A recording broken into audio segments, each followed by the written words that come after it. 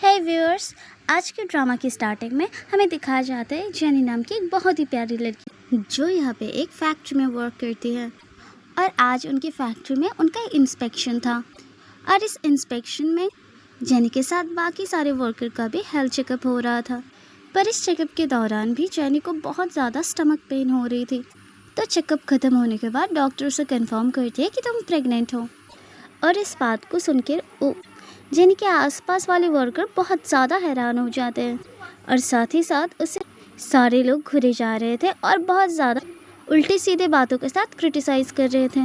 इसके कुछ देर बाद ही हमें कुछ पास्ट का मोमेंट दिखाया जाता है जब जेनी यहाँ पे पहली बार इंटरव्यू देने आई थी एक बड़ी सी होटल में। जेनी पहली बार होटल में आई थी बहुत ज़्यादा हैरान और मिसप्राइज हो गई थी, पर उसे समझ में नहीं आ रहा था इंटरव्यू कहाँ पे देना है और इंटरव्यू हो कहाँ पे रहा है। इतने में ही हमें थोड़ी देर में दिखाया जाता है मिस्टर किम के असिस्टेंट को, जिनके एक कॉल आया हुआ होता है और वो कॉल और किसी की नहीं बल्कि मिस्टर किम की मम्मी की होती है, जो मिस्टर किम के असिस्टेंट को कह रहा था, देखो आज जो भी हो जाए मुझे अपना पोता पोती चाहिए, मतलब चाहिए। उनको शांत करवाते हुए असिस्टेंट कहता है, आप इतना टेंशन मत करिए और बेफिक्र रहिए, आपने जैसा कहा है मैं वैसे ही करूँगा। इसके साथ साथ ही वो काफ़ी सारी लड़कियाँ मिस्टर किम के रूम पे भेज देता है। जेनी को इंटरव्यू के बारे में कुछ समझ में नहीं आ रही होती है, तो इसलिए वो सामने खड़े हुए मिस्टर किम के असिस्टेंट से पूछता है, पर वो कोई बात बिना सुने ही उसे भी लेके उस कमरे में चला जाता है। थोड़ी देर में हम हमारे मेन लीड मिस्टर किम को देखते हैं। वहाँ पे रही सारी लड़की मिस्टर किम को ग्रेट करने लगती है, तो मिस्टर किम सारी लड़कियों को अपने जैकेट उतारने के लिए कहते हैं। तुरंत वहाँ पे जेनी भी आती है और ये सब देख के बहुत ही ज़्यादा चौंक गई होती है और मनी मैंने वो सोचने लगती है, भले ये कैसा इंटरव्यू है जहाँ पे हमें हमारा जैकेट उतारना पड़ेगा। और साथ ही में असिस्टेंट ये सारे मूवमेंट को कैमरा में रिकॉर्ड कर रहा होता है। थोड़ी देर में कपड़े उतारते हुए असिस्टेंट का ध्यान जेनी पे जाता है कि उसके कंधे में एक बर्थ मार्क होता है। उसे लगता है शायद जेनी आज सिलेक्ट हो जाएगी, पर थोड़ी देर में ड्रम के हालत में मिस्टर किम वहाँ से जाने लगते हैं, तो तुरंत उनको चक्कर भी आ जाते हैं और उनका चक्कर देख के असिस्टेंट कहते हैं, बॉस मुझे माफ़ करिएगा, आपके ड्रिंक में ड्रग बुलाने के लिए कहा था मैडम ने मुझे, अगर मैं ये नहीं करती वो मुझसे नाराज़ हो जाते हैं। ये सब कह के मिस्टर किम का असिस्टेंट वहाँ से भाग जाता है, पर सारी लड़कियाँ मिस्टर किम के पास आके उनको सेड्यूस करने लग जाते हैं। पर मिस्टर किम सभी लड़कियों को मार मार के भगा रही होती है। सभी लड़कियां बहुत ज़्यादा डर जाती है और बाहर निकल के दरवाज़ा बंद कर रही होती है, पर इस सब के चलते हुए जेनी रूम के अंदर ही फंस जाती है, जहाँ पर जेनी को अकेला देख के मिस्टर किम इसके बहुत ही ज़्यादा क्लोज चले जाते हैं और उससे किस करने लगते हैं। जेनी को बहुत ही ज़्यादा अनकम्फर्टेबल फील हो रहा था, जिस कारण उनको दूर करते हुए बार बार जेनी के हाथ में रखी हुई पोस्टर दिखाते हुए कहता है, मैं तो यहाँ पे इस कारण के लिए आई ही नहीं थी, मैं तो यहाँ पे एक इलेक्ट्रॉनिक फैक्ट्री में इंटरव्यू देने के लिए आई थी। इसकी सारी बातें सुन के और पोस्टर को देख के मिस्टर किम उसे छोड़ देते हैं और बाहर जाने के लिए कह देती है गुस्से में। जेनी रूम से बाहर जा रही होती है, तब भी वहाँ पे असिस्टेंट आ जाते हैं और वो कहने लगता है, जेनी तुम बाहर क्यों निकली, मुझे तो लगा था मिस्टर किम ने तुम्हें सेलेक्ट कर लिया है। जेनी उसकी ये सब बात सुन के कहती, मुझे माफ़ करना, मैं यहाँ पे इस काम के लिए नहीं आई थी, मैं तो यहाँ पे एक इंटरव्यू देने के लिए आई थी, पर मुझे लगता है मैं गलत जगह पे आ गई हूँ। ये सब सुन के असिस्टेंट उसे बार बार रिक्वेस्ट करती है कि प्लीज़ मेरे बॉस को प्लीज़ हेल्प कर दो, तो यहाँ पे बहुत अच्छा होगा। और अगर बात रही पैसे की, तो तुम्हें कितने भी पैसे चाहिए मैं तुम्हें दूँगी, पैसों को लेके कोई भी दिक्कत नहीं है। इतने में जेनी सोच में पड़ जाती है, क्योंकि उसे पैसों की बहुत ज़रूरत होती है। अगर वो समय पे अपना फ़ीस जमा नहीं किया तो उसे यूनिवर्सिटी से निकाल दिया जाएगा। इसके बाद जेनी मान जाता है और असिस्टेंट उसे किम के रूम पे बंद कर देता है। जेनी रूम के अंदर जाते ही थोड़ी देर में बाथटब के अंदर मिस्टर किम को नोटिस करते हैं। जेनी थोड़ी सी डरी हुई तो थी, पर धीमे धीमे मिस्टर किम के पास जाने लगती है, ना चाहते हुए भी उनके पास जाके उसे किस करने लगती है, जिन्हें देख के मिस्टर किम भी खुद को संभाल नहीं पाते और जेनी को किस करने लगते हैं और इसके चलते ही वो दोनों एक दूसरे के साथ नाइट स्पेंड करते हैं। इसके बाद सीन चेंज हो जाता है और हमें रियल टाइम पे दिखाया जाता है, जहाँ पे जेनी अपने हाथ में रखी हुई रिपोर्ट्स को देखती है और सोचती है। साथ में जेनी दुखी तो होती है, पर उसके दिल में साथ ही साथ ये भी चल रही होती है कि वो कम से कम अपना यूनिवर्सिटी का फ़ीस तो दे पाए। और साथ में ये भी सोचती है, भले इतने कम उम्र में ये हाल हो गया, पर कम से कम वो अपनी स्टडीज़ को कंप्लीट करके एक अच्छा करियर बना पाएगी। दूसरी तरफ हम मिस्टर किम को देखते हैं जो अपने ऑफिस के कैबिन में होते हैं, जहाँ पर मिस्टर किम के असिस्टेंट थोड़ी देर में कुछ डॉक्यूमेंट लेके साइन करवाने के लिए आया होता है मिस्टर किम के पास। जहाँ पे असिस्टेंट मिस्टर किम से कहने लगता है, क्या आप उस लड़की से दोबारा नहीं मिलना चाहते बॉस, जिसके साथ आपने नाइट स्पेंड किया था? उसकी ये सब बातें सुन के मिस्टर किम कहते हैं, इन सब बातों से तुम्हें क्या मतलब है? ऐसे भी उन लोगों को मेरे मॉम ने भेजा था, और जो पेड एक्ट्रेस थी सारे, तो यहाँ पे मैं उस लड़की को सिंपैथी क्यों दिखाऊं? ऐसे भी उसके पूरे पैसे तुम ट्रांसफ़र कर देना। यहाँ पे ये सब बातें सुन के असिस्टेंट कहते हैं, वो सब तो ठीक है बॉस, पर आपको थोड़ा सा तो क्यूरोसिटी होगा ही ना कि वो लड़की कौन है, कहाँ से आई है, या फिर कुछ, या फिर आपको वो भी नहीं हो रही है। ये सब सुन के मिस्टर किम कहता है, तुम्हारी ज़ुबान कुछ ज़्यादा नहीं चल रही है? हमारे अफ्रीका वाले ब्रांच में एक मैनेजर की कमी है। और ये बात सुनने के साथ साथ ही असिस्टेंट अपने मुंह को बंद कर लेता है और माफ़ी मांगते हुए असिस्टेंट कहता है, सॉरी बॉस, अब से मेरा मुंह बंद रहेगा, आप मुझे वहाँ पे ट्रांसफ़र मत करिए प्लीज़। और इसके बाद वो वहाँ से चला जाता है। दूसरी तरफ जहाँ में जेनी को फिर से एक बार दिखाया जाता है, जो अपने यूनिवर्सिटी का बिल पेमेंट कर ही रही होती है कि अपने फ़ोन में चेक करती है और उसे ज़ीरो बैलेंस दिखाई देता है। तब वो समझ में आ जाते हैं कि सारे पैसे उसके आंटी ने सारे पैसे स्पेंड कर लिए हैं। वो थोड़ी देर में ही रोते हुए अपने आंटी को कॉल करते हैं। कॉल करने के साथ साथ ही उसके आंटी ने चिल्लाते हुए जेनी को कहा, ये सारे पैसे तुम्हारे भाई के लिए ही थे, क्योंकि इसके भाई की जल्दी ही शादी होने वाली है और शादी में थोड़े पैसे इन्वेस्ट तो करना ही पड़ेगा ना। पर ये सब बातें सुन के जेनी बहुत ज़्यादा रोती है और उनको रोते हुए गिड़गिड़ाते हुए बोलती है, प्लीज़ सारे पैसा मुझे वापस कर दीजिए, मैं इस पैसे से मेरी यूनिवर्सिटी का बिल पे करने वाली थी। पर उसके रोने से भी आंटी को कोई भी फ़र्क नहीं करता है और वो बार बार कहती है, अपना रोना धोना तुम अपने पास रखो और बंद करो, ये पढ़ लिख के कोई भी काम नहीं होगा, फैक्ट्री में काम कर रहे हो, पैसा कमा रहे हो, और क्या चाहिए। थोड़ी देर में उसकी तबीयत में कुछ प्रॉब्लम आ जाता है और उसे बार बार वोमिटिंग आने लगती है। और ये सब देख उसकी तबीयत को देख के जेनी के पास रहने लेडी गायनो डॉक्टर उसे संभालती है और साथ में उसे अल्ट्रासाउंड करवाने के लिए कहता है, ताकि ये एक बार कंफर्म हो जाए कि वो प्रेग्नेंट ही है सच में। उनकी बातों को इग्नोर करते हुए जेनी कहती है, नहीं, मैं इतनी जल्दी प्रेग्नेंट नहीं हो सकती, शायद मैं ठीक से खाना पीना नहीं खाती हूँ, इसलिए मेरे स्टमक में पेन हो रहा है, और ऐसे भी मैं तो IPL ले लिया था। थोड़ी देर में वो सारी लोगों को बाहर नोटिस करती है, जहाँ पे सारे वर्कर यूनिफॉर्म से नॉर्मल कपड़ों में आ गए थे। उन सबको देख के क्यूरियोसिटी के चलते हुए जेनी सबसे पूछते कि तुम लोग इतना एक्साइटेड क्यों हो और यूनिफॉर्म छोड़ के कैजुअल वेयर में क्यों हो। जहाँ पे एक इंसान जेनी से कहती है, आज यहाँ पे हम लोग बहुत ही ज़्यादा एक्साइटेड है क्योंकि यहाँ पे हमारा फैक्ट्री का बॉस आने वाला है, वो भी इंस्पेक्शन के लिए। इन वर्कर में से कुछ स्टाफ ऐसे होता है जो डेसी नाम की एक लड़की की चापलूसी कर रही होती है कि देखना बॉस आके तुम्हें ही चुनेंगे, और देखना बॉस आते ही तुम्हें देखते ही वो बहुत ज़्यादा हैरान हो जाएंगे। डेजी फूलती हुई सबको मना करती है, अरे तुम लोग मेरा इतने भी तारीफ़ मत करो। पर यहाँ पे डेजी जो होती है वो बार बार जेनी को पर्सनल अटैक करे जा रही थी और साथ में जेनी को ही टारगेट कर रही थी कि तुम्हें क्या लगता है बॉस आके तुम्हें पसंद करेंगे, इसलिए तुम सबसे अलग कपड़े पहन के आए हो, मतलब यूनिफॉर्म अभी तक पहन के रखे हो जिससे कि तुम अट्रैक्टिव लग पाओ और तुम उसका अटेंशन भी छीन पाओ। उसकी बातों के जवाब देते हुए जेनी कहती है, नहीं, मुझे इस सब की कोई भी ज़रूरत नहीं, ना मुझे किसी लड़के की ज़रूरत है ना ये सब। उनके आसपास की लड़कियां भी अपने तरफ देखते हुए कहते हैं, नहीं, बॉस आके तो मुझे ही चूज़ करेंगे। दूसरे भी एक दूसरे से यही सब बातें करने लगते।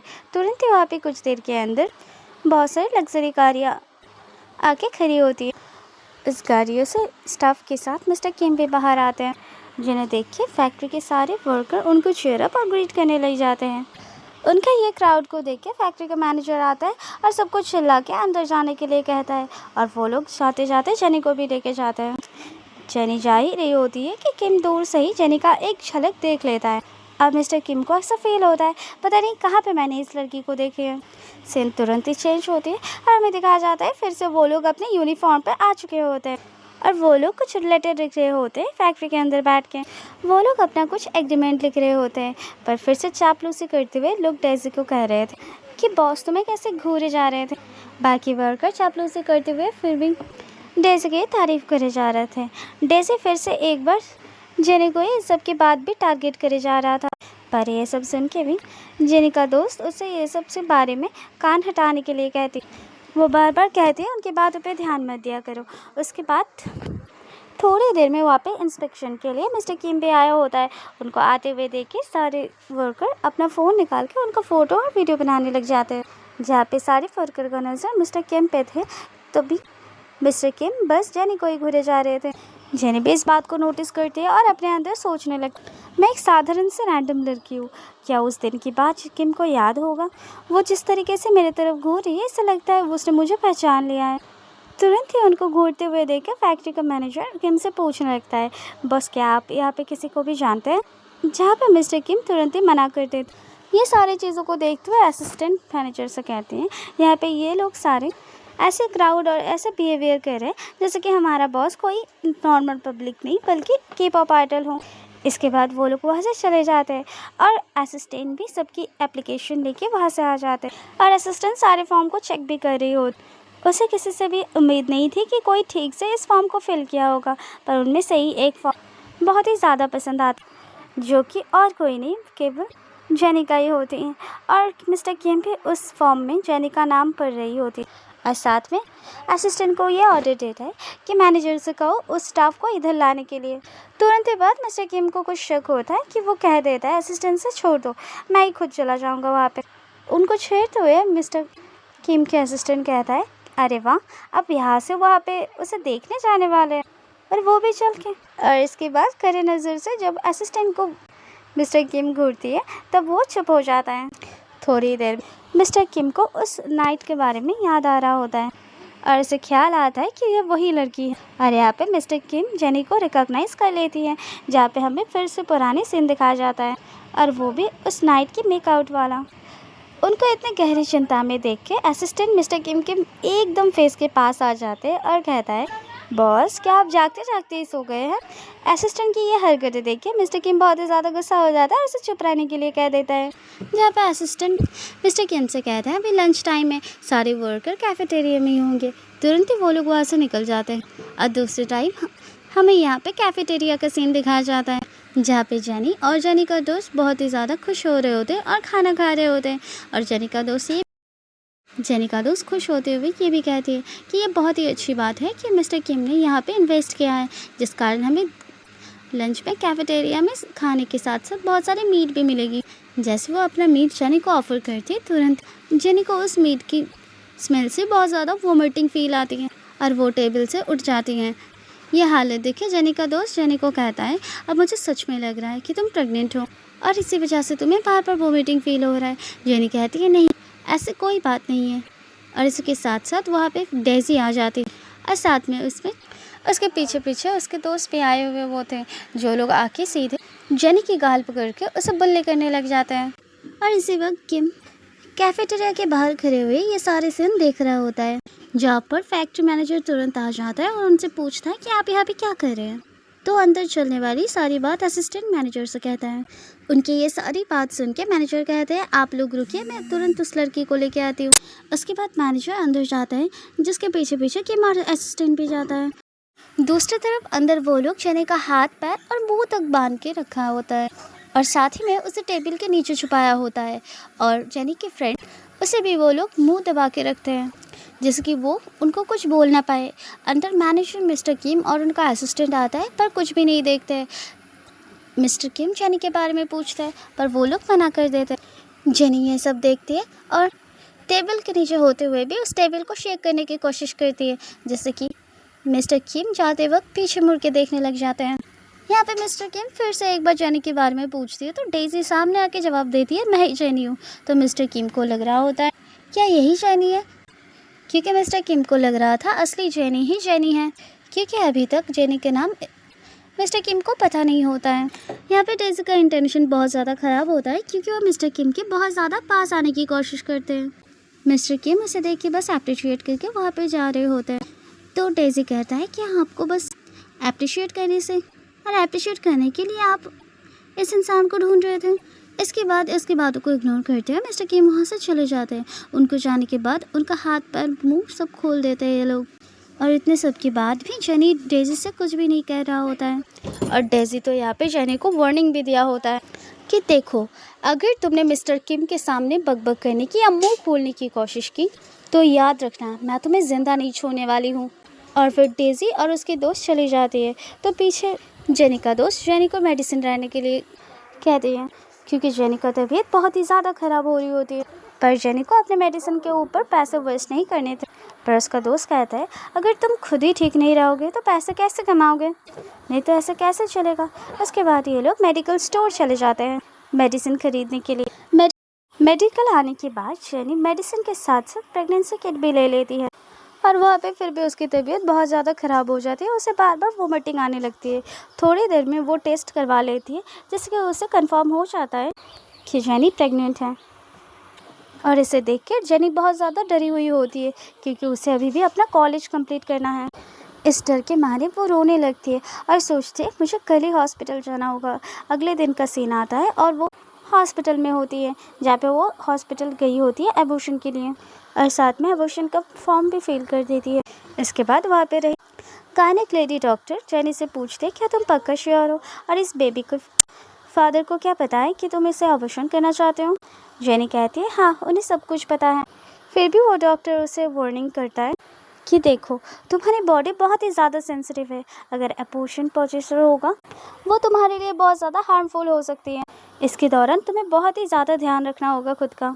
दूसरी तरफ हमें दिखाया जाता है किम की मम्मी को जो असिस्टेंट के साथ होती है और ज़बरदस्ती हॉस्पिटल में आने की कोशिश करती है जहाँ पे असिस्टेंट उनको रोकने की पूरी कोशिश में लगा हुआ होता है।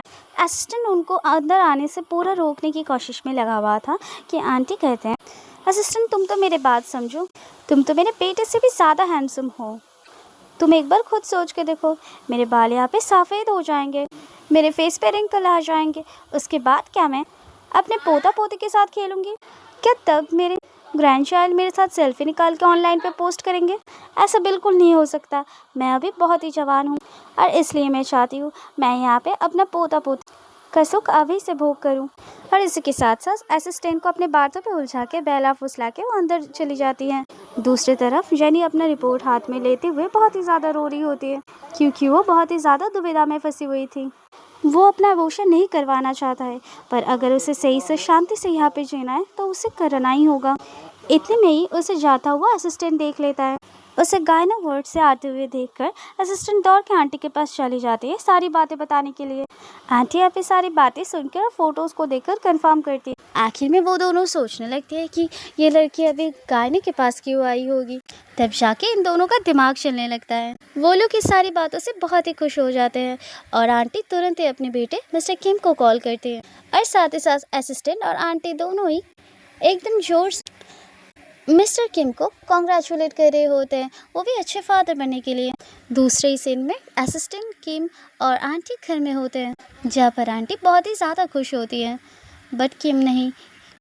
किम कहता है कि मम्मा यहाँ पे ये सब कुछ हो ही नहीं सकता है, मुझे नहीं लगता वो मेरे बच्चे के साथ प्रेग्नेंट है। आंटी बार बार कहती है कोई बात नहीं, तुम मेरे बेटे हो, मैं तुम्हें अच्छे से जानती हूँ। और थोड़ी देर में डॉक्टर तो आती ही होगी। उनके बातों के अंदर घुस के असिस्टेंट कहने लगता है बॉस अब तो मान लीजिए कि वो सच में आपके बच्चे के साथ प्रेग्नेंट है।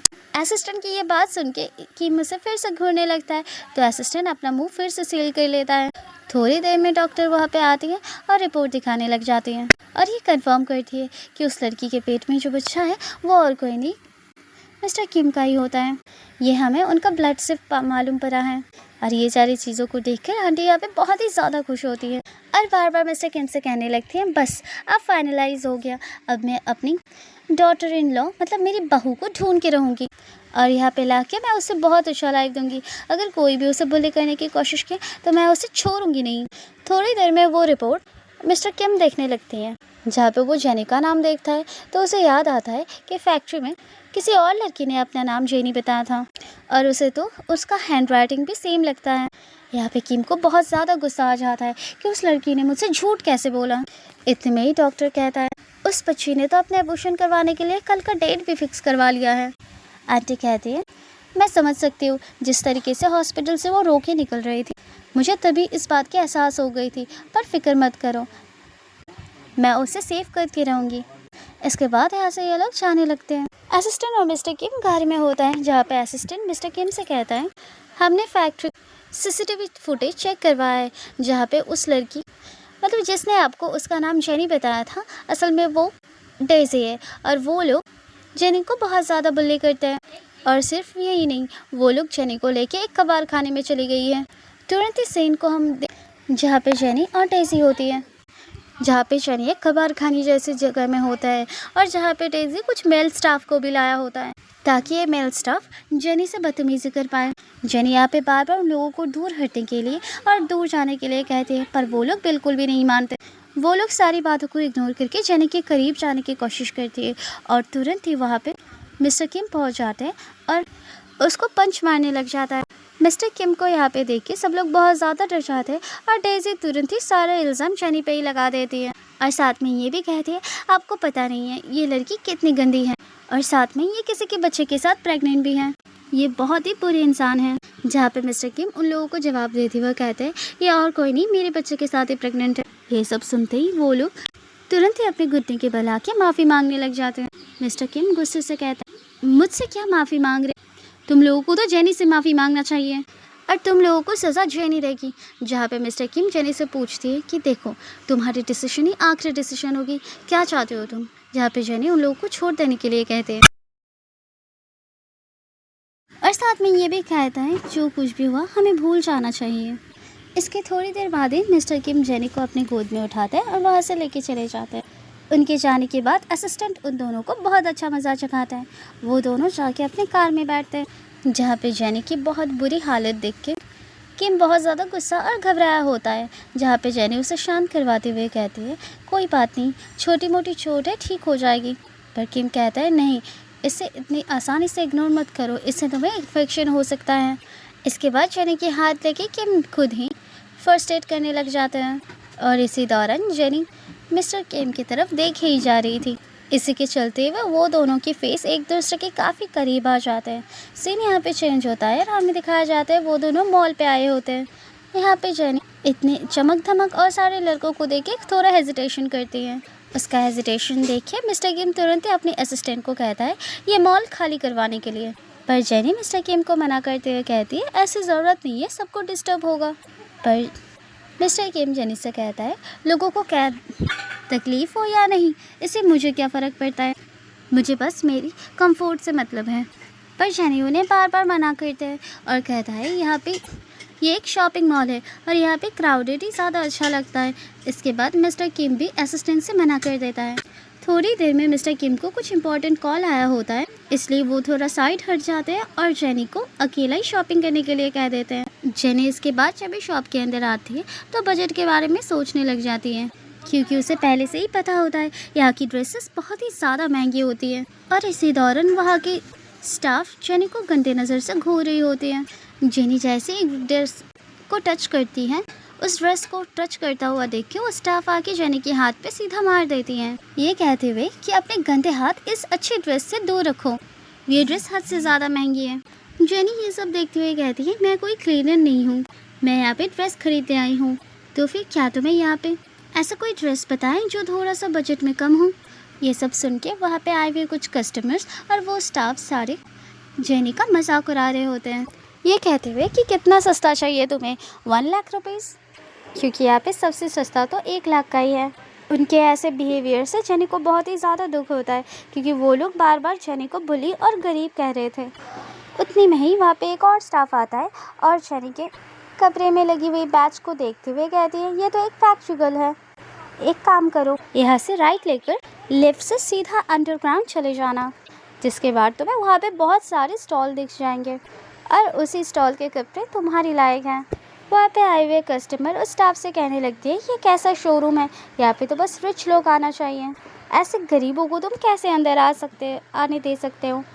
जेनी यहाँ पे कुछ समझाने जा रही होती है, पर उसे कुछ बोलने का मौका तक नहीं देती वो स्टाफ, ये कहते हुए, अगर तुम कुछ बोलोगे भी तो भी यहाँ का इन्वायरमेंट और हवा ख़राब हो जाएगी, इससे अच्छा तुम यहाँ से चले जाओ। और इसी के चलते हुए वो लोग उसे धक्का दे देते हैं और उस धक्के के कारण जेनी तुरंत नीचे गिरने वाली थी कि वहाँ पे तुरंत ही मिस्टर किम आके उसे रोक लेते हैं। जैसे ही वो स्टाफ और बाकी लोग मिस्टर किम को देखते वो लोग काफ़ी घबरा जाते हैं। आसपास के लोगों को अभी तक पता नहीं था कि ये मिस्टर किम है कौन। वो लोग बातें बनाने लगते हैं, ज़रूर ये इसकी बॉयफ्रेंड होगा जो कि सिक्योरिटी गार्ड का काम करता होगा। और देखो ये लोग कैसे अपने बजट के बाहर जाके यहाँ पे शॉपिंग करने आए हैं, अभी के अभी यहाँ से उन लोगों को निकाल दिया जाए। ये सब बातें सुन के वो स्टाफ बहुत ही ज़्यादा घबरा जाती है और उन्हें बार बार रोकने की कोशिश करती कि प्लीज़ उनसे इस तरीके से बात मत कीजिए, ये सब मत बोलिए। पर उसे रोकते हुए वो कस्टमर फिर से बोलने लगती है, ऐसे कैसे ना बोलूँ, लगती है तुम्हें पता नहीं है, मेरा हस्बैंड अभी अभी यहाँ पर उसने किम ग्रुप को ज्वाइन किया है और मेरा हस्बैंड इस मॉल का ब्रांच मैनेजर भी है। यहाँ के एक पत्ता भी उनका कुछ बिगाड़ नहीं सकता है और अच्छा यही होगा, इन दोनों को अभी अभी यहाँ से दफ़ा कर दो। ये सब बातें सुनकर वो स्टाफ बहुत ही ज़्यादा डर जाती है और अपने घुटनों को बुला के माफ़ी मांगने लगती है और उनको कहने लगती है, और यही मिस्टर किम है। तुरंत ही उस कस्टमर का हस्बैंड भी उनसे माफ़ी मांगने लगता है। ये सब देखते हुए भी उस कस्टमर को कुछ भी समझ में नहीं आ रहा होता, तो तुरंत ही उसका हस्बैंड उसे एक थप्पड़ मार देता है और साथ में ये भी कहता है, ये मिस्टर किम है, मतलब मेरे बॉस हैं। वो सब इनसे माफ़ी मांगने लग जाते हैं, पर मिस्टर किम गुस्से में कहता है, यहाँ पे रोने धोने का कोई काम नहीं है और मैं नेक्स्ट डे से मेरी कंपनी या मेरे मॉल के बाहर तुम लोगों को ना देखूँ। तुम लोगों जैसे लोगों को मैं हायर करना कभी नहीं चाहती हूँ। थोड़ी देर में वहाँ पे सिक्योरिटी गार्ड आते हैं और वहाँ से वो ब्रांच मैनेजर और उसकी बीवी और साथ में वो स्टाफ को भी बाहर निकाल देते हैं।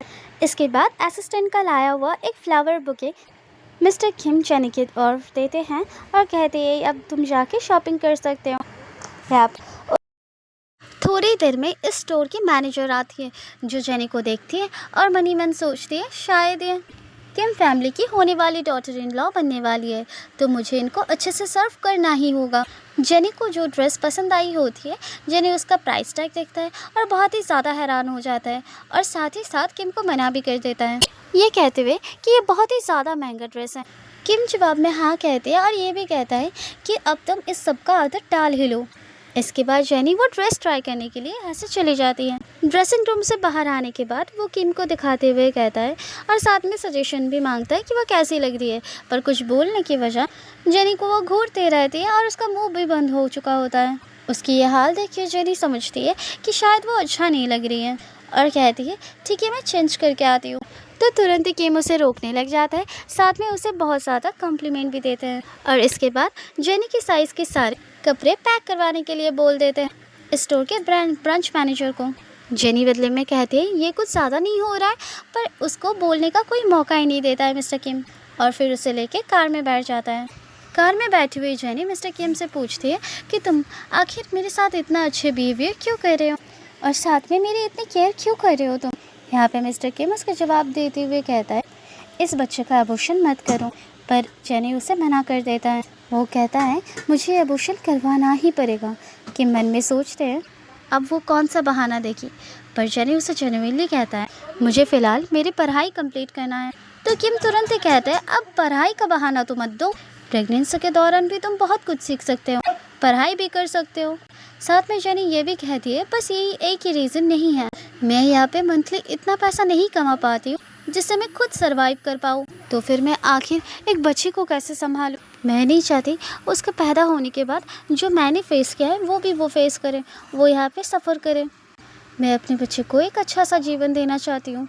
ये सब बातें सुन के किम जेनी का गाल सहलाते हुए कहता है, तुम्हें इन सब चीज़ों की फ़िक्र करने की कोई ज़रूरत नहीं है, और वैसे भी हम लोग अभी मैरिज ब्यूरो जाएंगे जहाँ से हम लोग मैरिज सर्टिफिकेट भी ले लेंगे और ये शादी 1 साल के लिए होगी, जब तक ये बेबी आ भी जाएगी। और तुम्हारी ज़रूरत के सारे सामान जैसे कि तुम्हारी ट्यूशन फीस, तुम्हारी यूनिवर्सिटी के बिल, तुम्हारी लिविंग के सारी चीज़ें, ये सारी चीज़ें मैं करूँगी पे।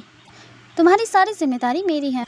तुम्हें बस यहाँ पे उस बच्चे को जन्म देना है और 1 साल बाद तुम्हें तुम्हारी पूरी फ्रीडम मिल जाएगी जहाँ पे हम दोनों डिवोर्स कर सकते हैं और डिवोर्स के एलिमनी के तौर पे मैं तुम्हें 100 मिलियन पैसे दूंगी और तुम जब चाहो उस बच्चे को देखने के लिए भी आ सकते हो। ये सब सुन के जेनी सोच में पड़ जाती है, ये चीज़ बहुत ही ज़्यादा डिफ़िकल्ट है, बस इस चीज़ की वजह से क्या वो करना चाहती है, पर इस चीज़ के लिए वो अपना स्टडीज़ भी कंप्लीट कर पाएगी और साथ में मैं किसी की जान भी नहीं ले सकती, मतलब वो इस बेबी को भी जन्म दे सकती हैं और उसे एबॉर्शन भी नहीं करवाना पड़ेगा। वो सोचती है अभी के लिए यही ऑप्शन उसके लिए बेहतर होगा। इसके बाद जेनी मान जाती है और किम अपने असिस्टेंट को मैरिज ब्यूरो ले जाने के लिए कहती है। थोड़ी देर में ही उन दोनों की मैरिज ब्यूरो में शादी हो जाती है और वो दोनों अपना मैरिज सर्टिफिकेट भी ले लिया होता है, जहाँ पे जेनी को खुद भी बिलीव नहीं हो रहा था कि हो क्या रहा है। उसके हाथ से मैरिज सर्टिफिकेट लेते हुए किम कहता है, ये दोनों सर्टिफिकेट मेरे पास रहेंगे। और इसके बाद उसका खुद का क्रेडिट कार्ड जेनी की ओर देते हुए कहती है, तुम अपने हिसाब से इसे खर्चा कर सकते हो। जहाँ पे जेनी बहुत ही ज़्यादा खुश होती है, उसका खुशी का कोई भी ठिकाना नहीं होता है और वो उसे थैंक्स भी कहता है। साथ में वो ये भी कहता है, मैं इस कार्ड से अपना फीस सारे पे कर दूंगी और मैं कोई भी उल्टा सीधा खर्चा भी नहीं करूंगी। ये सब सुन के किम खरूस तरीके से कहता है, तुम्हें जो करना है करो, पर मेरे सामने नाटक मत करना। मेरे सामने नाटक करने की कोई ज़रूरत नहीं है। उसकी ये बात सुन के जेनी सोच में पड़ जाती है कि वो कौन सी नाटक करने की बात कह रही है। इतने में ही मिस्टर किम को उसका मम्मा का कॉल आ जाता है, जहाँ पे उनका मम्मा उन पे चिल्ला रहा होता है कि तुमने मेरी बहू को ढूंढा या नहीं ढूंढा और तुम्हारा फ्यूचर डिसीजन क्या होने वाला है। इसके बाद मिस्टर किम उनके मम्मी से सब कुछ ठीक है बोलकर कॉल कट कर देता है। उनकी ये सारे कॉन्वर्सेशन सुनकर जेनी मिस्टर किम से कहता है, मुझे लगता है ये आपकी मम्मी की कॉल थी, मुझे नहीं लगता वो मुझे अप्रूव करेंगे, वो तो मुझे नहीं लगता वो मुझे एक्सेप्ट कर लेंगे। इतने में ही जेनी का हाथ पकड़ के मिस्टर किम उसे चलने के लिए कहता है। यहाँ पे इस सीन को शिफ्ट किया जाता है, जहाँ पे हम लोग देख पाते हैं कि मिस्टर किम और जेनी अपने कार से निकलती हैं और वो लोग अपने घर आए हुए होते हैं।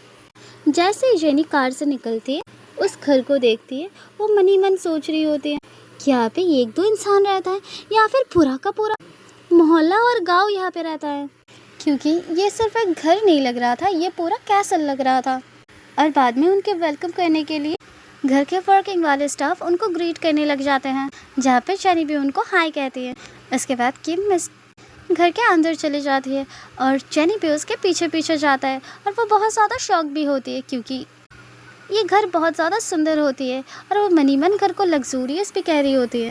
और साथ में वो ये भी सोचती है, इस घर का तो कुछ भी मैं अफोर्ड कर ही नहीं सकती हूँ। इतने में ही मिस्टर किम की मम्मी मतलब जेनी की मदर इन लॉ आ जाती हैं, जहाँ पे जेनी उनको मिसेस जो करके बुलाती है और उसको देखकर आंटी बहुत ही ज़्यादा खुश होती है और कहती है, अरे ये नहीं, मुझे मॉम बुलाऊं, तुम मुझे मिसेस वो क्यों बुला रहे हो।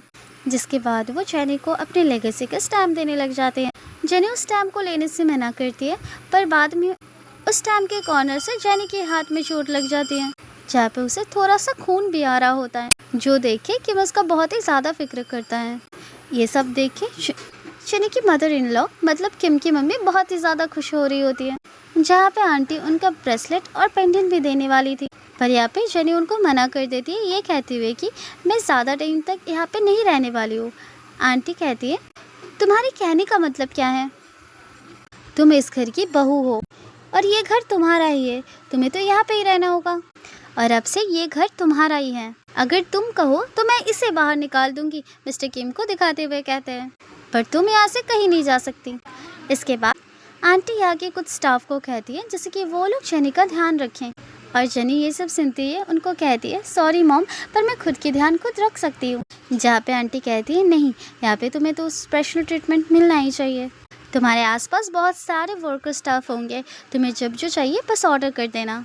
इतने में ही मैडम को किसी का कॉल आने लग जाता है और वो कॉल में कहते हैं, ठीक है, मैं तुरंत ही आती हूँ। ये कह के जेनी से वो कहती है, मुझे माफ़ करना, मैं यहाँ पे इंजीनियरिंग टीम को बुलाया है। अरे वो क्या है ना, मुझे मेरे होने वाली पोते पोती के लिए एक प्लेग्राउंड बनाना है। जिसके बाद वो वहाँ से खुशी खुशी जाने लगती है। उनके जाने के बाद किम भी कहता है, सॉरी, मुझे अब यहाँ से ऑफिस जाना पड़ेगा, मेरी एक ज़रूरी मीटिंग है। लेकिन यहाँ पे फैंगमा तुम्हें सारी कमरे दिखा देंगे, और ये फैंगमा इस घर की मेन स्टाफ होती है, जो जेनी को उसके कमरे तक लेके जाती है। यहाँ पे जेनी तुरंत ही अपना रूम को देख के बहुत ही ज़्यादा मिसमराइज और बहुत ही ज़्यादा खुश हो जाती है, क्योंकि वो एक रूम उसके पूरे घर से काफ़ी गुना बड़ा होता है।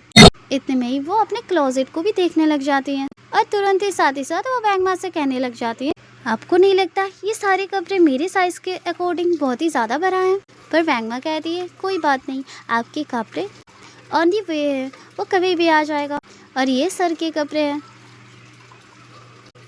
जेनी उनसे पूछती है, ये कमरा तो मेरा है ना या फिर उनका है। जवाब में फैंगमा कहते हैं, ये कमरा बस आपका नहीं है, आप दोनों का ही है।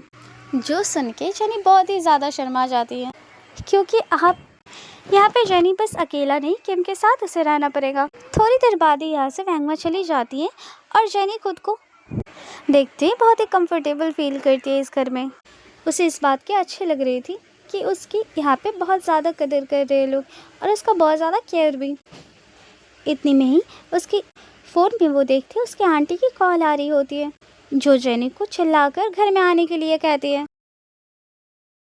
जेनी उनको मना करती हुए कहती है, फ़िलहाल मैं नहीं आ सकती, मुझे माफ़ करिएगा।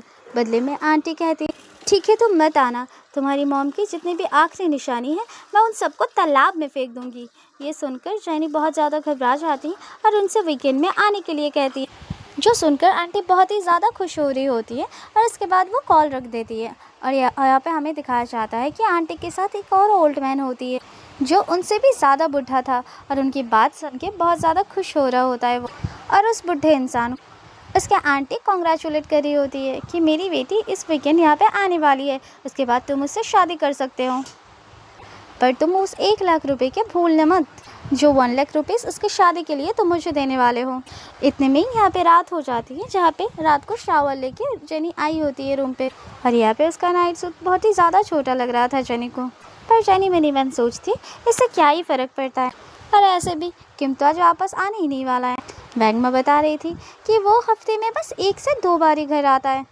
ये तो बहुत अच्छी बात है कि मैं यहाँ पे अकेला सो सकती हूँ। जैसे ही ये सोच के वो रूम के अंदर जाने ही वाली थी उतने में ही वहाँ पे मिस्टर किम आ जाता है, जहाँ पे मिस्टर किम को देख के ही वो घबरा के दौड़ने वाली थी। तो मिस्टर किम उसे रोक लेता है और कहता है, तुम भाग के आखिर जाओगे कहाँ पर। जेनी उनको एक्सक्यूज़ देते हुए कहता है कि एक्चुअली मैंने बिस्तर में सारे सामान फैला के रखा है, मैं तो बस उन सबको क्लीन करना चाहती थी। उसके एक्सक्यूज़ को सुनते हुए मिस्टर किम बहुत ही ज़्यादा हंसते हैं और हंसते हुए उसके बहुत ज़्यादा क्लोज आ जाते हैं। जेनी इस क्लोजनेस को देख के थोड़ा घबराई हुई होती है। साथ में मिस्टर किम को ये भी कहता है कि पर इस कॉन्ट्रैक्ट में तो ऐसा कुछ भी नहीं लिखा था कि हमें एक ही बेडरूम में रहना पड़ेगा। तो किम साथ में ये भी कहता है कि कॉन्ट्रैक्ट में तो ये भी नहीं लिखा था कि हम कोई सेपरेट बेडरूम में रहने वाले हैं।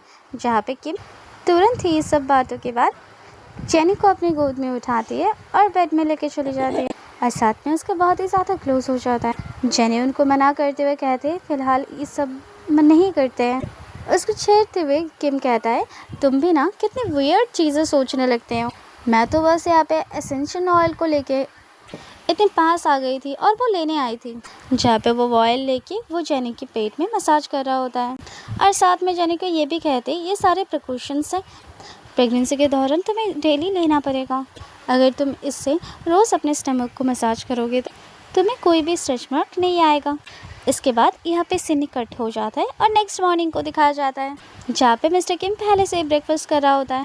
तुरंत वहाँ पे जेनी आती है, जहाँ पे वैंगमा उनकी वेलकम कर रही होती है। पर यहाँ पे तो जेनी टेबल में रखी हुई डिशेस को देखकर बहुत ही ज़्यादा हैरान हो जाती है। वो साथ में कॉम्प्लीमेंट देते हुए ये भी कहती है, ये खाना तो बिल्कुल वैसे लग रहा है जो मैं टीवी में देखते आई हूँ। वैंगमा उसे कहती है, हाँ इस टाइप के सारे खाना सर को बहुत ही ज़्यादा फेवरेट है। सर अक्सर यहाँ पे कॉन्टिनेंटल खाना ही खाते हैं, उन्हें स्पाइसी फूड बिल्कुल नहीं पसंद है क्योंकि वो स्पाइसी बिल्कुल भी नहीं खा पाते। पर आपको अगर स्पाइसी फूड खाना है या फिर आपको पसंद है, मैं आपके लिए बनवा सकती हूँ। पर जेनी यहाँ पे मना कर देती है। इसके बाद जेनी सूप को लेके जब पहली सिप लेती है तो उसे वो बहुत ही ज़्यादा डिलीशियस और टेस्टी लगती है। जेनी तुरंत ही वैंगमा से उस सूप के बारे में पूछती है तो वैंगमा बताती है कि बॉस ने सुबह सुबह उठकर अपने हाथों से उनके लिए ये सूप बनाया है। जो सुन के जेनी मिस्टर किम को थैंक यू कह रहा होता है।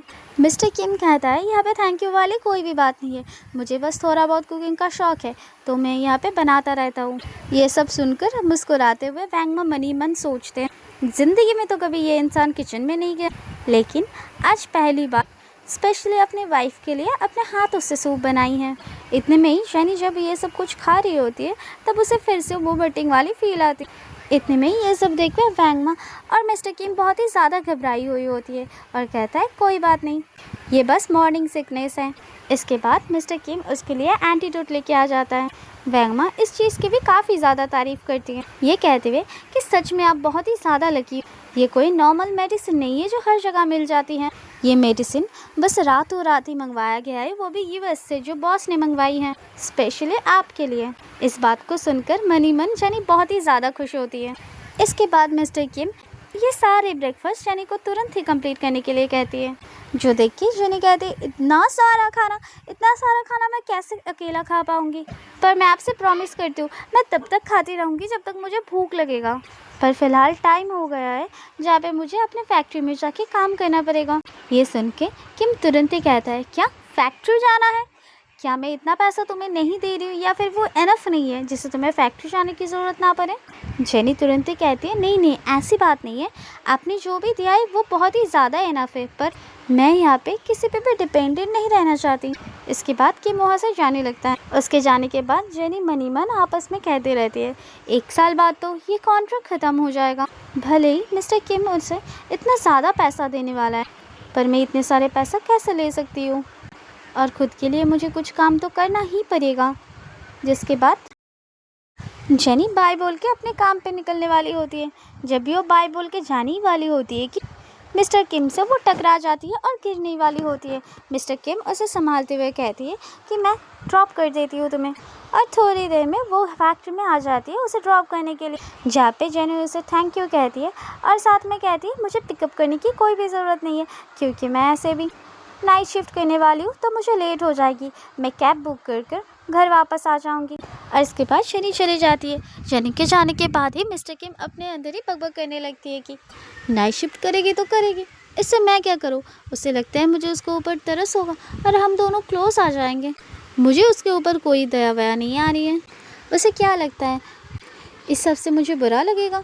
ऐसा बिल्कुल भी नहीं होने वाला है। और इतनी में ही वो अपने असिस्टेंट को कॉल करता है और नाइट की सारी स्केड्यूल कैंसिल करने के लिए कह देता है, और साथ में ये अपने मन को दिलासा देते हुए ये भी कहता है कि मैं ये सब जेनी के लिए नहीं कर रही हूँ बल्कि अपने बच्चे के लिए कर रही हूँ।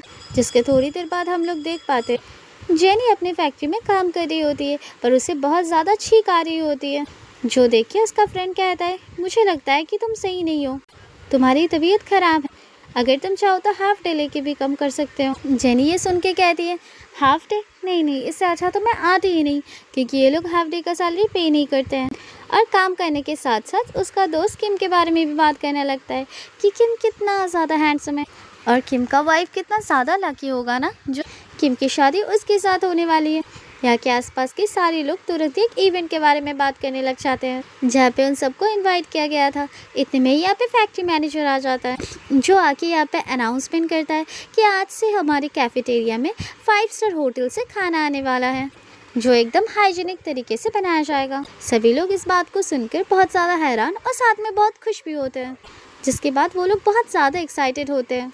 इसके बाद लंच का टाइम दिखाया जाता है, जहाँ पे सब लोग अपने कैफेटेरिया में खाना खाने के लिए होते हैं, जहाँ पे लंच करने के लिए मिस्टर किम भी आए होते हैं। जेनी को मनीमान एहसास होता है कि ये सारी ऑर्गेनाइज मिस्टर किम ने उसके लिए करवाई है, पर साथ में ये भी कहती है नहीं, ये सब मेरे लिए नहीं बल्कि मेरी बेबी के लिए करवाया गया है। इसके बाद यहाँ के सारे लोग ड्रिंक करने लगता है और साथ में टॉस करके ड्रिंक पीने लग जाती हैं, पर यहाँ पे जेनी तो ड्रिंक नहीं करती हैं। इतने में ही यहाँ पे डेज़ी की दोस्त मिया आ जाती हैं, और जहाँ पे मिया जेनी से बार बार कह रही होती है और इंसिस्ट कर रही होती है ड्रिंक के लिए। वो कहती है तुम बैठे बैठे हमारा मुंह क्या ताक रहे हो, जल्दी से ड्रिंक करो। पर यहाँ पे जेनी बार बार ड्रिंक के लिए मना कर देती है। मिया कहती है तुम मर थोड़ी ना जाओगी, ड्रिंक की तो है, तुम्हें क्या जा रहा है हमारे साथ ड्रिंक करने के लिए। और इसके बाद वो लोग ज़बरदस्ती उसे ड्रिंक करवाना चाहते हैं, जहाँ पे जेनी बार बार मना कर रही थी तो मिया और बाकी सब लोग उसे धक्का दे देते हैं। और ये सब देखे कि बहुत ज़्यादा घबरा जाती है और टेंशन के मारे जेनी के पास चला जाता है, जो देख के मिया कहता है मिस्टर किम जाने दीजिए, ऐसे लोगों को इग्नोर ही करना चाहिए। जो सुन के मिस्टर बहुत ही ज़्यादा गुस्सा हो जाता है और मिया को एक तमाचा मार देता है। इसके बाद मिया उससे माफ़ी मांग रही होती है। इसके बाद मिस्टर किम अपने असिस्टेंट से ड्रिंक मंगवाती है और ये भी कहता है मुझे ऐसे लोग बिल्कुल नहीं पसंद है जो लोग मेरा नाम यूज़ करके लोगों को बुली करे। असिस्टेंट मिया के पास ढेर सारा ड्रिंक का बॉटल लेके आते हैं, जहाँ पे मिया को ये सब कुछ ख़त्म करने के लिए कहा जाता है। इतने में यहाँ पे जेनी आ जाती है और ये सब रोकने के लिए कह देता है, जहाँ पे उसके बाद सुन के कि मिया उसको रोकने के लिए कहती है और साथ ही साथ उसे फैक्ट्री से बाहर निकालने के लिए भी कह देती है, और साथ में कंपनी के इस रूल्स को भी तोड़ देती है कि जो लोग ड्रिंक नहीं करना चाहे वो ना कर सकते, ये कोई ज़रूरी बात नहीं है। और साथ ही साथ सारे ड्रिंक को जूस के साथ बदल दिया जाता है, जिससे कि कंपनी में वर्कर जो फीमेल थे सब बहुत ही ज़्यादा खुश हो जाती हैं। इस सब के चलते हुए जेनी को बहुत ज़्यादा प्राउड फील होता है किम के ऊपर। इसके बाद वो दोनों लंच करने के लिए टेबल में बैठ जाते हैं, पर वहाँ पे जो टेबल होती है वो स्पिनिंग टेबल होती है, जहाँ पे जेनी को जो खाना था वो बार बार घूमे ही जा रहा था और वो खा ही नहीं पा रही थी। ये सब कुछ नोटिस करते हुए मिस्टर किम खुद ही टेबल को घुमाने लगते हैं और उस डिश को जेनी के पास लाके रोक देता है, जिससे कि वो उस डिश को ले पाए और साथ में लोगों को गलतफहमी ना हो, इसलिए उस डिश के ऑपोजिट में रखी हुई स्पाइसी डिश को चुपचाप खा लेते हैं मिस्टर किम। ये सब देख के जेनी को बहुत ज़्यादा बुरा लगता है और सोचता है कि उसके लिए मिस्टर किम कितना ज़्यादा मेहनत कर रहा है, जिससे कि उनका बेबी यहाँ पे हेल्दी रहे, तो फिर मुझे भी यहाँ पे खाना पड़ेगा। उस स्पाइसी फूड खा के मिस्टर किम की तो हालत ख़राब होती है। तुरंत यहाँ पे सीन चेंज होती है और हमें दिखाया जाता है जेनी अपने दोस्त से बात कर रही होती है और उससे स्टमक पेन की दर्द दवा लेके वहाँ से जा रही होती है। और उसके बाद हमें दिखाया जाता है असिस्टेंट वही मेडिसिन मिस्टर किम को दे रही थी, जहाँ पे वो ये भी कहता है कि आप मैडम के लिए क्या कुछ भी कर रहे हो। इतने में यहाँ पे जेनी आ जाती है, जहाँ मिस्टर किम असिस्टेंट से कह रही होती है मैं ये सब कुछ अपने बेबी के लिए कर रही हूँ, ना कि उस लड़की के लिए। और उनकी ये सारी बात जेनी यहाँ पे सुन लेती है, तो जेनी को बहुत बुरा लगता है, साथ में किम को भी बहुत ज़्यादा बुरा लगता है। और जैसे ही किम उसके हाथ में मेडिसिन देखती है तो जेनी अपना हाथ छुपाने लग जाता है। असल में जेनी उसी के लिए वो दवा ला रही होती है। बाद में उसके बाद वो लोग यहाँ से जाने लगता है और पीछे असिस्टेंट आंटी को कॉल करके सब कुछ यहाँ की बातें बता रही होती है। इसके बाद हमें दिखाया जाता है मिस्टर किम सोने के लिए अपने रूम पे होती है, जहाँ पे जेनी वहाँ पे सोने के लिए मना कर देती है। तो मिस्टर किम उसे कहती है अरे अगर तुम यहाँ पे नहीं सोओगे, अगर हम अपने बच्चे के साथ एक साथ नहीं सोएंगे तो हार्मोन कनेक्शन कैसे होगी। जहाँ पे जेनी उसे मना करते हुए कहती है कोई बात नहीं, ये सारी चीज़ अपने आप ही हो जाएगा, और वहाँ से चली जाती है। वहाँ पे नेक्स्ट मॉर्निंग को दिखाया जाता है, जहाँ पे जेनी ब्रेकफास्ट तक करने नहीं आई, तो वहाँ पे बाकी स्टाफ किम को बता रहा होता है मैडम ने आखिरी खाना उस सूप को ही खाया होता है। इसके बाद अभी तक उन्होंने कुछ भी नहीं खाया क्योंकि उनको कुछ पसंद ही नहीं आ रहा है, जो सुन के मिस्टर किम फिर से उसके लिए कुकिंग करने लग जाता है। बाद में जब जेनी यहाँ पे ब्रेकफास्ट करने के लिए आता है तब उसे खाना बहुत ही ज़्यादा पसंद आता है। इसके थोड़ी देर में ही उसकी मम्मा का कॉल आ जाता है जेनी को, जो कॉल को लेने के बाद वो घबराती हुई वहाँ से भागी जाती है, जो देख के बैंगवा सोच में पड़ जाती है कि ऐसा कौन सा काम है जिसके लिए उसे भाग के जाना पड़ा। जो देखिए वो भी बहुत ज़्यादा चिंतित हो जाती है। सीन यहाँ पे चेंज होती है और हमें दिखाया जाता है जेनी अपने आंटी के घर आया होता है, जहाँ पे उसके आंट उसकी बर्थडे सेलिब्रेट कर रही थी। पर लेकिन ऑलरेडी जेनी को समझ में आ गया था कि यहाँ पे कुछ ना कुछ गड़बड़ है और कुछ बहुत बुरा होने वाला है। उसके आने के बाद से आंटी उससे बहुत ही ज़्यादा प्यार से बात कर रही थी और साथ ही साथ इस बेचारी बच्ची मतलब जेनी को एक वही बुढ़े के हाथ में सौंप देती है। यहाँ पे जेनी बार बार उसकी आंटी को मना करती है, पर उसकी आंटी कुछ भी सुनने वाली नहीं है। उसकी आंटी उसकी कोई भी बात नहीं सुन रही है, इस वजह से उसे ये कन्फेस करना ही पड़ता है कि जेनी अभी प्रेग्नेंट है। और ये सुन के उसकी आंटी बहुत ही ज़्यादा गुस्सा हो जाती है। दूसरे सीन पे हम मिस्टर किम और उसके मम्मा को दिखाई देते हैं, जहाँ पे आंटी किम पे बहुत ही ज़्यादा चिल्ला रही होती है और बहुत ही ज़्यादा सुना भी रही होती है। तो उनको असिस्टेंट ये कहने लगता है कि देखिए मैम, आप बात ऐसी है कि आपने यहाँ पर जेनी को भेजा हुआ था अपना काम करने के लिए, वो भी एज अ स्टाफ, और इसके लिए आपने तो उसे 1 मिलियन तक दिए हैं। तो इस वजह से बॉस को ये लगता है कि वो एक गोल्ड डिगर है। तुरंत ही आंटी कहती है क्या मैंने जेनी को अपॉइंट किया? ऐसा नहीं है। तुरंत ही असिस्टेंट कहता है हाँ, उस तरह जेनी तो आई थी इंटरव्यू देने के लिए। तुरंत ही आंटी कहती है नहीं, मुझे अच्छे से याद है, मैंने यहाँ पे 8 लड़कियों को सिलेक्ट करके भेजा था और उस 8 में से 8 लड़की आई वहाँ पे खड़ी हुई थी, पर जेनी एक एक्सपेक्शन थी। यहाँ पे तो उस ऑक्शन के ब्रेसलेट की प्राइस को लेकर उन दोनों के अंदर वार चालू हो जाता है, पर आखिर में वो ब्रेसलेट जीत लेते हैं मिस्टर किम, जहाँ पे ये ब्रेसलेट जेनी को दे देता है मिस्टर किम। ये चीज़ देख के मिस्टर वांग के साथ आई हुई उनकी बेटी को बिल्कुल भी अच्छा नहीं लगता, और ये सब देख के गुस्से में आके वो तो चिल्लाने वाली थी, पर मिस्टर वांग उसे चुप करवा देती हैं। पर उनका बेटी जिसका नाम होता है शिन, वो बहुत ही ज़्यादा जेलस फील कर रहा होता है जेनी से कि वो सारी चीज़ जेनी को कैसे मिल रहा है जो कुछ उसे मिलना चाहिए। इसके बाद हमें दिखाया जाता है शिन उसी कॉलेज और उसी क्लास में ट्रांसफ़र लेती है जहाँ पे जेनी भी पढ़ती है। जिसके बाद यहाँ पे आने के बाद जेनी के बारे में वो रूमर्स फैलाने लगता है सबके अंदर। सबके साथ बाहर लंच करने के लिए जाती है और वो लोग वही रेस्टोरेंट पे जाता है जिसका मालिक होता है मिस्टर किम, और उनके साथ जेनी भी आई होती है। और यहाँ पे साथ में जेनी की स्टाफ जेनी को सर्व करने के लिए आ जाती है, जो देखकर सब लोग सोच रहे होते हैं कि जेनी दिखावे की कोशिश कर रही है। और साथ में वो लोग जेनी को क्रिटिसाइज करने लग जाती हैं। तुरंत ही थोड़ी देर बाद यहाँ पे किम आ जाता है तो सबकी बोलती बंद हो जाती है, जो देख शिन बहुत ही ज़्यादा गुस्सा हो जाता है। वो सोचता है जेनी मेरे से आगे कैसे पहुंच सकती है। दूसरे टाइम हमें दिखाया जाता है किम और जेनी अपने घर में होता है जहाँ पे जेनी उसे थैंक यू कह रहा होता है। और ऐसे ही किम और जेनी की लाइफ आराम से जा रही होती है, जहाँ पे करीबन जेनी को 8.5 मंथ मतलब करीबन 8.5 महीना पार हो चुका था। जिसके बाद किम जेनी को एक खूबसूरत वेडिंग रिंग के साथ प्रपोज करता है और साथ में वो अपने और इस कंपनी का पूरा 51% शेयर जेनी के नाम करवा देता है। और साथ में वो लोग एक इवेंट के ऑर्गेनाइज भी करती है जिस दिन का इंतज़ार बहुत दिन से ही वो लोग कर रहे हैं। और इस इवेंट का इंतज़ार शिन भी बहुत दिन से कर रही होती है। और वो वहाँ पे आके सीन क्रिएट करने लग जाता है और सबको बताने लगता है कि देखो ये लड़की मिस्टर किम का बिल्कुल भी लायक नहीं है, क्योंकि वो यहाँ पे किसी और के बेबी के साथ है। जो सुनने के बाद गुस्से में किम आके उसे थप्पड़ मार देता है, ये कह के कि तुम्हारी हिम्मत कैसे होती है, तुम्हें इतना हिम्मत कहाँ से आती है मेरी बीवी पर गलत एलिगेशन लगाने की। और साथ में वो सबके सामने ये भी बताता है कि ये बल्कि और कोई नहीं, ये मेरा ही बेटा या बेटी है। पर शिन बहुत ही ज़्यादा गुस्सा हो जाता है और वो आके जेनी को चोट पहुंचाने के लिए उसका गला दबा देता है। जिसके बाद खुद को बचाने के लिए जेनी उसे धक्का दे देता है, तो साथ में उसके साथ साथ वो पेंटिंग भी गिर जाता है। और उस पेंडेंट के गिरने के साथ साथ ही वो पेंडेंट खुल जाती है जिसके अंदर जेनी और उसकी माँ की फ़ोटो है, जो देख के मिस्टर वैंग अपनी बेटी को पहचान जाती है, जहाँ पे वो जेनी को अपनी बायोलॉजिकल बेटी बताती है।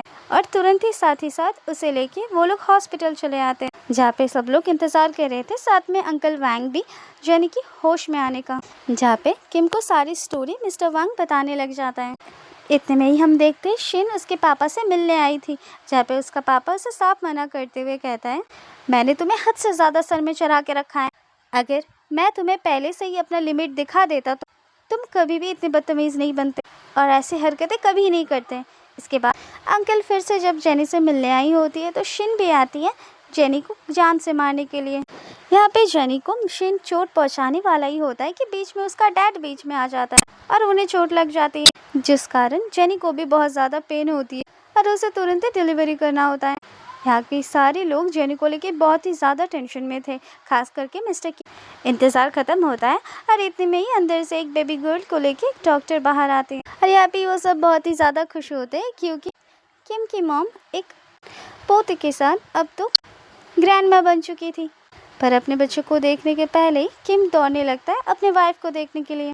और इसी के साथ साथ हम लोग एक हैप्पी फैमिली देखते हैं, जहाँ पे जेनी को अपना डैड भी मिल गया होता है और अपना लकी हस्बैंड भी और अपनी प्यारी सी मदर इन लॉ, साथ में उनके बच्चे। और इसी के साथ साथ हैप्पी एंडिंग की तरह इस कहानी की भी ख़त्म हो जाती है।